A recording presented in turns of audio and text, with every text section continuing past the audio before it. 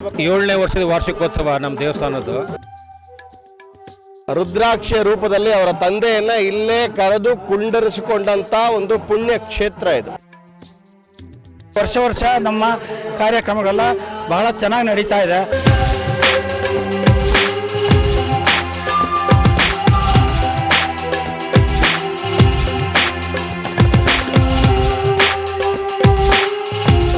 ಯಶವಂತಪುರ ವಿಧಾನಸಭಾ ಕ್ಷೇತ್ರದ ನಾಗದೇವನಹಳ್ಳಿ ಉಪಾಧ್ಯಾಯ ಬಡಾವಣೆಯಲ್ಲಿರುವ ಲಕ್ಷ್ಮೀ ವಲ್ಲಭ ದಶಭುಜ ಗಣಪತಿ ದೇವಾಲಯದ 7ನೇ ವರ್ಷದ ವಾರ್ಷಿಕೋತ್ಸವ ಸಮಾರಂಭವನ್ನು ಅದ್ಧೂರಿಯಾಗಿ ಆಚರಿಸಿದರು.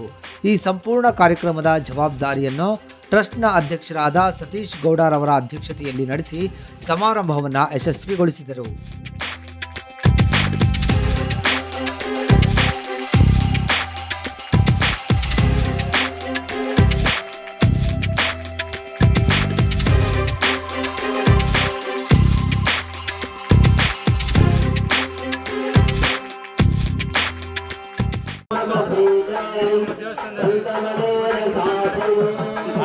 ಏಳನೇ ವರ್ಷದ ವಾರ್ಷಿಕೋತ್ಸವ ನಮ್ಮ ದೇವಸ್ಥಾನದ್ದು, ಶ್ರೀ ಲಕ್ಷ್ಮೀ ವಲ್ಲಭ ದಶಭುಜ ಗಣಪತಿ ದೇವಸ್ಥಾನದ್ದು.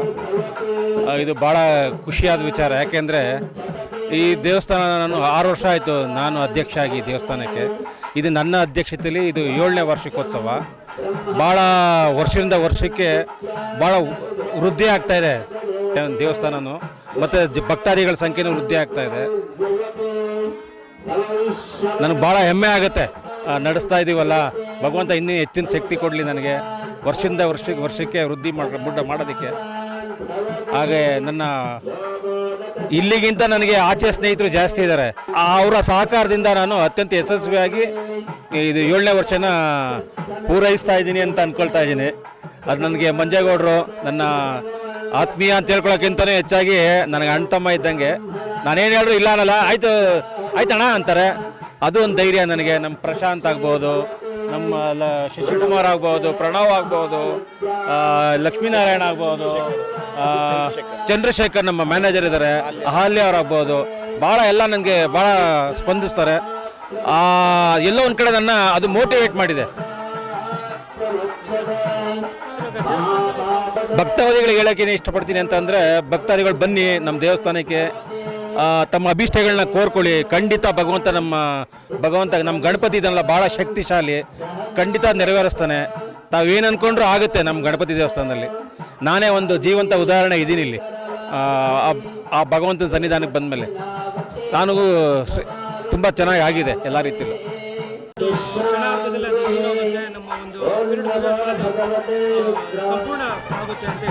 ಖಂಡಿತ ಹೌದು.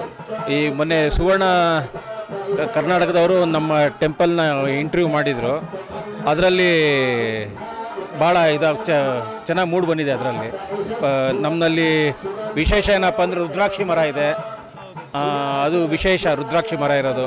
ನೀವು ಬೆಂಗಳೂರಲ್ಲಿ ಯಾವ ದೇವಸ್ಥಾನಕ್ಕೆ ಹೋದ್ರೂ ರುದ್ರಾಕ್ಷಿ ಮರ ಇಲ್ಲ ನಿಮಗೆ. ಆಮೇಲೆ ಬನ್ನಿ ಮರ ಇದೆ. ಎಲ್ಲ ಭಾಳ ಪವರ್ಫುಲ್ ಜಾಗ ಇದು. ಅದು ಹೇಳೋಕ್ಕೆ ಭಾಳ ಇಷ್ಟಪಡ್ತೀನಿ. ಸರ್, ಇಲ್ಲಿ ವಿಶೇಷತೆ ಏನಪ್ಪ ಅಂತಂದರೆ, ಗಣಪತಿ ಲಕ್ಷ್ಮೀ ವಲ್ಲಭ ಗಣಪತಿ ಅಂತ.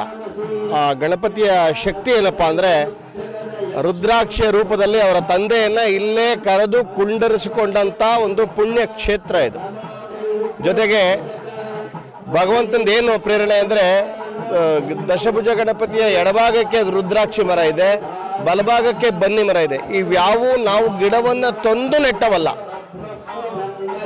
ಉದ್ಭವವಾಗಿರ್ತಕ್ಕಂಥದ್ದು. ರುದ್ರಾಕ್ಷಿ ಮರ ಇಲ್ಲಿ 10 ವರ್ಷದಿಂದ ಏನಿತ್ತು ಯಾರಿತ್ತು ಗೊತ್ತಿಲ್ಲ. ಇದು ರುದ್ರಾಕ್ಷಿ ಮರವನ್ನು ಭಗವಂತನ ಪ್ರೇರಣೆಯಿಂದ ಈಶ್ವರ ಅಲ್ಲಿ ನೆಲೆಸ್ತಾನೆ ಅಂತ ಗೊತ್ತಲ್ಲ ಎಲ್ಲರಿಗೂ.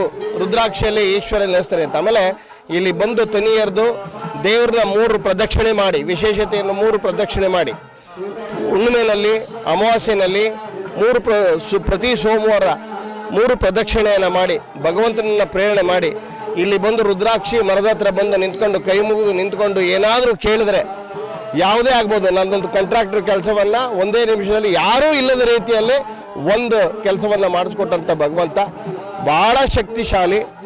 ಇಲ್ಲಿ ಬಂದು ಎಡಭಾಗದಲ್ಲಿರ್ತಕ್ಕಂತಹ ರುದ್ರಾಕ್ಷಿ ಮರಕ್ಕೆ ಹರಕೆ ಹೊತ್ತು ಬನ್ನಿ ಮರದಲ್ಲಿ ಕೈ ಮುಗಿದು ನಿಂತು ಪ್ರೇಯರ್ ಮಾಡಿದ್ರೆ ಸಾಕ್ಷಾತ್ ಈಶ್ವರನ ಪಾದದ ಮುಂದೆ ಹೋಗಿ ಕೈಲಾಸಕ್ಕೆ ಹೋಗಿ ಕೈ ಮುಗಿದು ನಿಂತಂತೆ ಇಲ್ಲಿ ಭಾಸವಾಗುತ್ತೆ. ಶಕ್ತಿಶಾಲಿ ಶಕ್ತಿಪೀಠ ಇದು.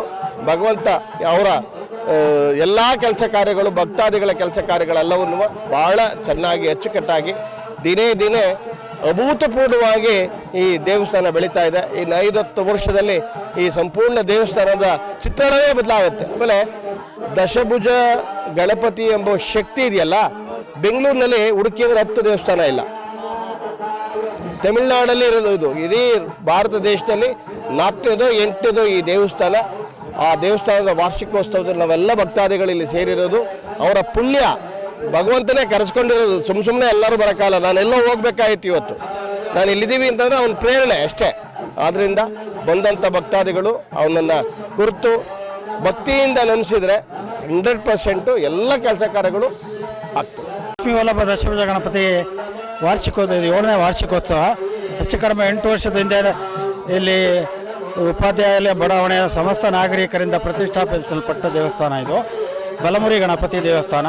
ತೊಡೆ ಮೇಲೆ ಲಕ್ಷ್ಮೀ ಇದ್ದಾಳೆ. ಇದರಲ್ಲಿ ವಿಶೇಷವಾಗಿ ವಿದ್ಯೆ ಮತ್ತು ಸರಸ್ವತಿ ಎರಡೂ ಒಂದು, ಲಕ್ಷ್ಮಿ ಮತ್ತು ಬುದ್ಧಿಗಾಗಿ ಇಲ್ಲಿ ಪ್ರಾರ್ಥನೆ ಮಾಡಿಕೊಂಡ್ರೆ ಎಲ್ಲವೂ ಇದಾಗುತ್ತೆ ಅನ್ನೋ ಒಂದು ನಂಬಿಕೆ ಇದೆ. ತುಂಬ ಜನ ಭಕ್ತಾದಿಗಳು ಇಲ್ಲಿ ದೇವರಿಗೆ ಹರಕೆ ಹೊತ್ಕೊಂಡು ಅವರ ಆಸೆ ನೆರವೇರಿಸಿ ಅವರ ಇಷ್ಟಾರ್ಥಗಳು ನೆರವೇರಿದೆ.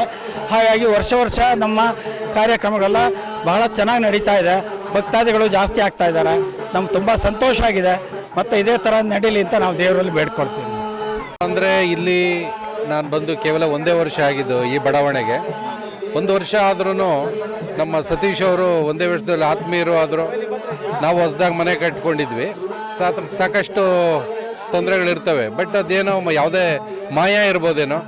ಇಲ್ಲಿ ಬಂದಮೇಲೆ ಎಲ್ಲ ಥರ ಅದರಿಂದ ಅನುಕೂಲ ಆಗೋದಂದರೆ ತೊಂದರೆಗಳು ಅಂದರೆ ಸಣ್ಣ ಪುಟ್ಟ ಕಷ್ಟ ಇರ್ತಾವಲ್ಲ, ಎಲ್ಲರಿಂದ ಭಾಳ ಬೇಗ ಆಚೆ ಬಂದು ಭಾಳ ಖುಷಿಯಾಗಿದ್ದೀವಿ. ಸೊ ಅದೇ ಪ್ರೇರಣೆಯಲ್ಲಿ ನಾವು ಎಲ್ಲ ಥರ ಮುಂದೆ ನಿಂತು ಓಡಾಡ್ಕೊಂಡು ಮಾಡ್ತಾಯಿದ್ದೀವಿ. ಇದನ್ನು ಇನ್ನೂ ದೊಡ್ಡ ಮಟ್ಟದಲ್ಲಿ ದೇವಸ್ಥಾನನ ಮುಂದೆ ದೊಡ್ಡದು ಮಾಡಬೇಕಾಗಿದೆ. ಸೊ ಅಷ್ಟೇ. ಇದು ಮುಂದೆ ಶೀಘ್ರದಲ್ಲೇ ಇದು ಎಲ್ಲ ಕಾರ್ಯಕ್ರಮ ನಡೆಯುತ್ತೆ.